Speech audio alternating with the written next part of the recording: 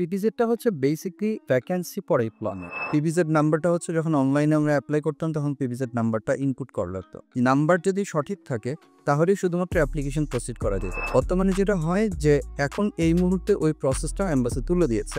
অনেক ক্ষেত্রে যেটা আমরা দেখেছি যে বিভিন্ন এজেন্সি যখন নিজেরা জমা করে প্রপার ডকুমেন্ট দিতে পারে না, জন্য লেট হয় অথবা হচ্ছে রিফিউজ হয় বা আন্ডার প্রসেস থাকে অনেক মাস ধরে। ফর এক্সাম্পল, কোনো একটা দেশে লোক নিচ্ছে 3 বছরের এক্সপিরিয়েন্স, আপনার বয়স 18 বছর, ডিপেন্ডিং অন দ্য জব সেই অনুযায়ী তখন তারা অ্যাকসেপ্ট করবে।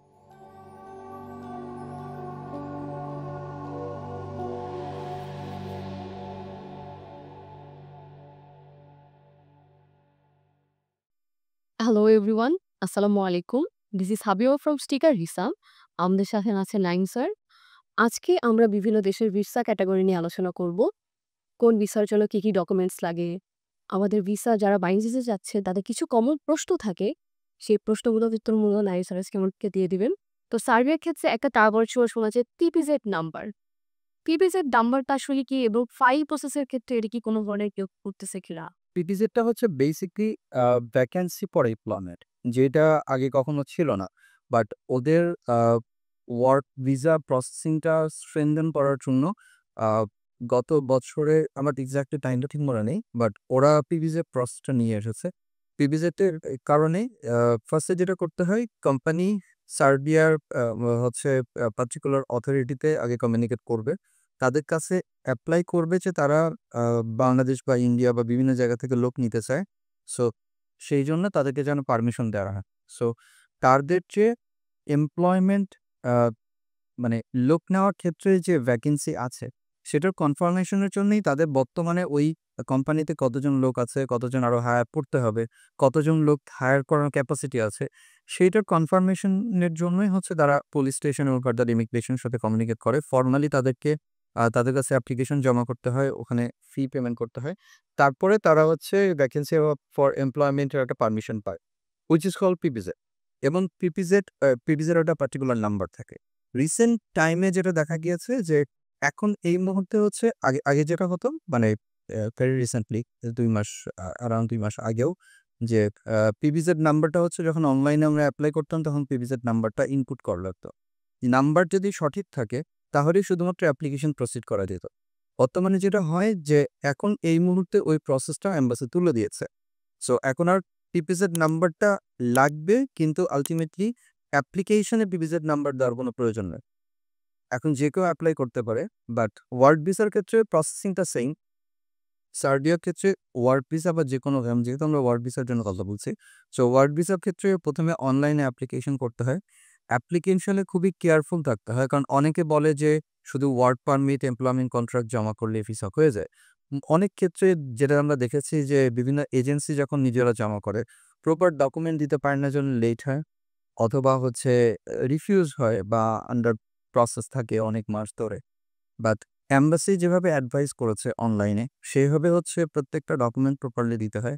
এবং কোনো ডকুমেন্ট যদি না থাকে সেক্ষেত্রে এম্বাসি আবার অনলাইনেই ওদের নোটিফিকেশন থাকে, ওরা ওখানে অ্যাডভাইস করে যে এডিশনাল কোনো ডকুমেন্ট লাগবে কিনা।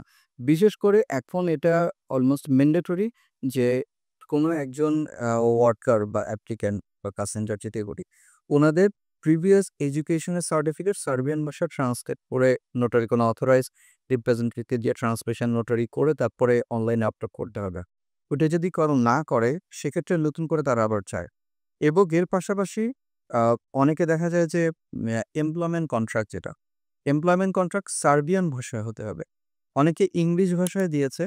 ২-১ টা এমন কেস হতে পারে যে যাদের ক্ষেত্রে এম্বাসি অ্যাকসেপ্ট করেছে। বাট মোস্ট অফ দ্যা কেসেই এম্বাসি ইংলিশে যে এমপ্লয়মেন্ট কন্ট্রাক্ট দেয়, সেইটা এম্বাসি অ্যাকসেপ্ট করে না। পরবর্তীতে আবার নতুন করে আপলোড করতে হয়। সো এমপ্লয়মেন্ট কন্ট্রাক্ট সার্বিয়ান ল্যাঙ্গুয়েজে হতে হবে। ইনভাইটেশন যেটা দেয় সেটাও সার্বিয়ান ল্যাঙ্গুয়েজে হতে হবে। প্রিভিয়াসলি যেটা হতো যে কোম্পানির আ আমরা যেটাকে ট্রেড লাইসেন্স বলি, ওদের রেজিস্ট্রেশন সার্টিফিকেট। কোম্পানির রেজিস্ট্রেশন সার্টিফিকেটও অনলাইনে আপলোড করার আলাদা অপশন আছে। সেখানে আপলোড করতে হয়। তারপরে ক্ষেত্র বিশেষে ভিসা অনুযায়ী ডিপেন্ড করে। যেমন অনেক সময় শর্ট টার্ম ভিসার ক্ষেত্রে ইন্স্যুরেন্স ম্যান্ডেটরি। ইদানিং অনেক ক্ষেত্রে ইন্স্যুরেন্স ম্যান্ডেটরি করেছে।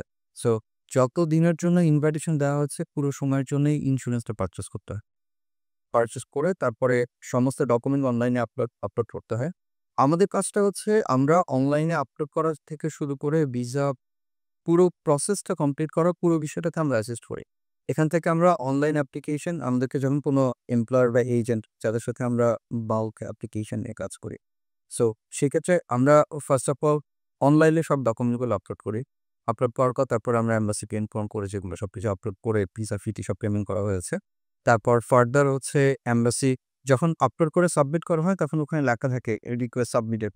তারপর যখন এম্বাসি ওটা সার্বিয়ার হচ্ছে পুলিশ স্টেশনে পাঠায়, তখন অনলাইনে হচ্ছে আপডেট আসে যে রিকোয়েস্ট ইস প্রসেসিং।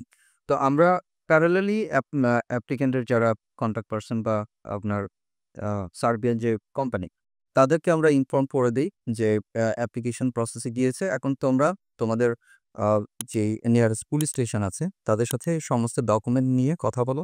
তারপর তাদেরকে তোমরা কনভিন্স করো অ্যাপ্রুভাল করানোর জন্য। যেমন ভেরি রিসেন্টলিও বেশ কয়েকজনের আমরা এমন দেখেছি যে কারো ক্ষেত্রে যদি অনেক সময় এজেন্ট যদি প্রপারলি কমিউনিকেট করতে না পারে তাহলে প্রসেসটা অনেক লেন্থি হয়। ২ মাস ৩ মাস লেগে যায়। আমাদের রিসেন্ট এক্সপেরিয়েন্স অনুযায়ী বেশ অনেকজনের এমন হয়েছে যে আ সার্বিয়ান কোম্পানি কমিউনিকেট করার পর ৩ থেকে ৫ টা ওয়ার্কিং ডেইজ বা অনেক সময় দেখা যায় ১০ থেকে ১৫ টা ওয়ার্কিং ডেইজ এর মধ্যে ভিসা অ্যাপ্রুভ হয়ে গিয়েছে। এবং অ্যাপ্রুভাল হওয়ার পরে তাদের ইন্টারনাল চ্যানেলে হচ্ছে এম্বাসিকে জানিয়ে দেয় যে এদের ভিসা অ্যাপ্রুভ হয়েছে পুলিশ স্টেশন থেকে। ফার্দার যেটা হয় অ্যাপ্লিক্যান্টকেও ইমেইল করে কনফার্ম করে যে আ ভিসা অ্যাপ্রুভড এখন হচ্ছে স্ট্যাম্পিং এর জন্য পাসপোর্ট জমা করতে হবে। তো ভিসা যখন অ্যাপ্রুভাল ইমেইল আসে এবং অনলাইনে তখন দেখায় রিকোয়েস্ট ইস অ্যাপ্রুভড, তখন আমরা এম্বাসির কাছে অ্যাপ্রোচ করি যে এটার ভিসা অ্যাপ্রুভ হয়েছে এবং হার্ড কপি যে ডকুমেন্টগুলো আছে সবকিছু হার্ড কপি ডকুমেন্টস, পাসপোর্ট সবকিছুই হচ্ছে আমাদের দিল্লি অফিস তখন এম্বাসিতে সাবমিট করে। ভিসা স্ট্যাম্পিং ফি আছে আলাদা সেটা পেমেন্ট করে। পেমেন্ট করার পর তারপরে এম্বাসি একটা পার্টিকুলার টাইম নেয়, নিয়ে ভিসা স্ট্যাম্পিং করে তারপর ডেলিভারি করে। পার্টিকুলার টাইমের ক্ষেত্রে স্ট্যাম্পিং এর আলাদা আসলে কোনো টাইম নেই। এম্বাসি যেহেতু প্রচুর কিউতে থাকে, কখনো এম্বাসি কেটে ১ মাসও সময় লাগতে পারে। এম্বাসিতে কখনো ১.৫ মাস, ২ মাস, ২.৫ মাসও সময় লাগতে পারে। পার্টিকুলার কোনো টাইম নেই কতদিনের মধ্যে এম্বাসি ভিসা স্ট্যাম্প করে দিবে। সো সেক্ষেত্রে এম্বাসি অলওয়েজ এম্পাইজ করে যদি কারো আর্জেন্ট ট্রাভেল থাকে, সেক্ষেত্রে সার্বিয়ার যে আ কোম্পানি মানে যারা ইনভাইটেশন দিয়েছে, স্পেশালি কোম্পানির ডিরেক্টর যারা, উনারা যেন সরাসরি ওনাদের অফিসিয়াল ইমেইল থেকে এম্বাসিকে ইমেইল করে এবং ফোন করে, ইমেইল প্লাস ফোন করে যেন ইনফর্ম করে যে আমার এতজন জমা করা হয়েছে, আমাদের ভিসা অ্যাপ্রুভ সো তোমরা আর্জেন্সি আছে তো তোমরা হচ্ছে ভিসাগুলো স্ট্যাম্পিং করে দাও। সেক্ষেত্রে তখন তাড়াতাড়ি স্ট্যাম্পিং করার প্রসেসটা আছে। বাট সবসময় যে এম্বাসি এটা অ্যাড্রেস করবে এমনটাও না। কারো ক্ষেত্রে দেখা যায় যে খুব কম সময়ের মধ্যে স্ট্যাম্পিং হয়ে যায়। কারো ক্ষেত্রে ১ থেকে ১.৫ মাসও লাগতে পারে। অনেক সময় ক্ষেত্রে বেশি সময় লাগতে পারে। বাট আ টাইমিংটা আসলে এখানে ফ্যাক্টর না। যেহেতু এম্বাসিতে স্ট্যাম্পিং এর জন্য জমা হবে। সো ধৈর্য ধরে থাকতে হবে। তারপর আল্টিমেটলি এম্বাসি স্ট্যাম্প করে দিবে। এটাই হচ্ছে এই প্রসেস। আমাদের ওয়েবসাইটটা কেউ যদি ভিজিট করে, সেক্ষেত্রে ওয়েবসাইটে প্রত্যেকটা ভিসা ক্যাটেগরি অনুযায়ী ডিটেইলগুলো বলা আছে। কি ডকুমেন্ট লাগবে না লাগবে। Even not only for work visa, short term বা লং টার্ম ওয়ার্ক ভিসা। অনেক ক্ষেত্রে এমন হয় যে অনেকে বিজনেস পারপাস এ যাচ্ছে বা বিভিন্ন কনফারেন্সে যাচ্ছে অথবা ফ্যামিলি মেম্বার ওখানে আছে। আমরা প্রিভিয়াসলি যেটা এক্সপেরিয়েন্স করেছি, ট্যুরিজম এর জন্য যাচ্ছে বা ফ্যামিলি মেম্বার আছে। সেক্ষেত্রে আ উনারা আমাদের ওয়েবসাইট দেখে কাগজপত্র রেডি করে নিয়ে আসবে। যদি কোথাও কোনো ধরনের ইস্যুস বা কিছু থাকে আমরা অ্যাডভাইস করব যে আপনার এডিশনাল কোনো কিছু লাগবে কিনা। সব ঠিকঠাক থাকলে ফার্দার আমরা ইন্ডিয়াতে পাঠাবো। ওয়ার্ক পারমিটের ক্ষেত্রে কি বয়সের কোনো রেঞ্জ আছে বা মানে অনেকে বয়স নিয়ে অনেক কনসার্ন থাকে। এইটার ব্যাপারে যদি একটু বলতেন। আচ্ছা, ওয়ার্ক পারমিটের ক্ষেত্রে সাধারণত কান্ট্রি টু কান্ট্রি ভ্যারি করে বয়সটা কাউন্ট হবে। হ্যাঁ? এখন আ যেকোনো সাবালক লাইক ফর এক্সাম্পল ১৮ বছর থেকে শুরু করে আ যে কেউ ওয়ার্ক পারমিট এপ্লাই করতে পারে। এখন ফ্যাক্টরটা হচ্ছে যে যেটা বললাম যে কান্ট্রি টু কান্ট্রি ভ্যারি করে এবং আ আপনি কোন দেশে এপ্লাই করছেন, আপনার ওখানে এক্সপেরিয়েন্স এর প্রয়োজন কিনা সেইটার উপরও ডিপেন্ড করে। ফর এক্সাম্পল কোন একটা দেশে লোক নিচ্ছে ৩ বছরের এক্সপেরিয়েন্স, আপনার বয়স ১৮ বছর। হ্যাঁ? কিন্তু আপনি ১৮ বছর এপ্লাই করার জন্য এলিজিবল। বাট আপনার ৩ বছরের এক্সপেরিয়েন্স যদি থাকে, আপনি ১৫ বছর ধরে ১৫ বছর থেকে কাজ করেছেন, সেক্ষেত্রে আপনি এলিজিবল নাও হতে পারেন। কারণ আপনি যখন হচ্ছে নাবালক ছিলেন তখন থেকে আপনি কাজ শুরু করেছেন। ওটা কাউন্ট হবে না। ওইটা অনেক সময় কাউন্ট হবে না। ডিপেন্ড করবে কোম্পানির উপরে যে, যে কোম্পানি আপনাকে নিচ্ছে, হ্যাঁ? যদি বয়স কম থাকে, ১৮ বছরের কম থাকে ডেফিনিটলি সেক্ষেত্রে অ্যাপ্লিকেবল হবে না। যদি 18 থেকে 21 বছর হয় যে কারো 21 বছর বয়স, 3 বছরের এক্সপেরিয়েন্স আছে, সে যাচ্ছে। সেই ক্ষেত্রে কোনো সমস্যা নেই গিভেন দ্য সার্কামস্ট্যান্সেস যে যেই কোম্পানি হায়ার করছে, ওই কোম্পানির যদি কোনো কোম্পানি বা সেই দেশের যদি কোনো লিগাল ইস্যুস না থাকে, তাহলে এপ্লাই করতে সমস্যা নেই। আর কত বয়স পর্যন্ত এপ্লাই করতে পারবে সেটা সাধারণত কোনো বাঁধা-ধরা নিয়ম নেই। ফর এক্সাম্পল যেটা হোয়াইট কলার জব মানে professional job, not necessarily worker, তাদের ক্ষেত্রে সাধারণত বয়স যত বেশি হবে এক্সপেরিয়েন্স তত বেশি। As long as you have the strength to work, সেই ক্ষেত্রে কোনো সমস্যা নেই। যাদের ফিজিক্যাল ওয়ার্কটা বেশি, যেমন ফর এক্সাম্পল আমি যদি ডেইলি লেবারের কথা বলি, ব্লু কলার জব যেটা, সেক্ষেত্রে ডেফিনিটলি ক্ষেত্র বিশেষে 60 to 65 পর্যন্ত অ্যালাউ করে। আচ্ছা। এর 65 পর্যন্ত অ্যালাউ করেন। 65 পর্যন্ত বিদেশে আপনি অনেক দেশেই দেখবেন লাইক ফর এক্সাম্পল ইরান আর টার্কি 65 ও তাদের কাছে অনেক কম। সো ওখানে দেখা যায় 80-85 পর্যন্ত তারা কাজ করে। সো কোন সমস্যা? এখন কান্ট্রি টু কান্ট্রি ভ্যারি করে। বাংলাদেশের পার্সপেক্টিভে যদি বলি, সেক্ষেত্রে আমার এক্সপেরিয়েন্স অনুযায়ী মোস্ট অফ দ্য কেসেই দেখেছি যে যদি কোনো ধরনের এক্সপেরিয়েন্স না প্রয়োজন হয়, 18 বছর থেকে যেহেতু মানে সাবালক, সেক্ষেত্রে 18 বছর হয়ে যাওয়ার পর থেকেই কাজ করতে পারবে। কোনো সমস্যা নেই কোনো দেশে। আনলেস আর আদারওয়াইজ কোনো একটা দেশে যদি 21 বছরের রিকোয়ারমেন্ট না থাকে। তাহলে 18 বছর থেকে শুরু করতে পারে।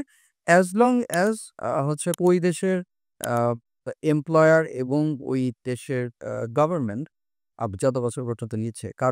কোনো দেশের জন্য থাকে 60 ইয়ার্স, কোনো দেশের 50 ইয়ার্স, কোনো দেশের 65 years or 70 years depending on the job, সেই অনুযায়ী তখন ইয়ে করবে, তারা অ্যাকসেপ্ট করবে। সো এটা হচ্ছে ওভারঅল ফ্যাক্টর।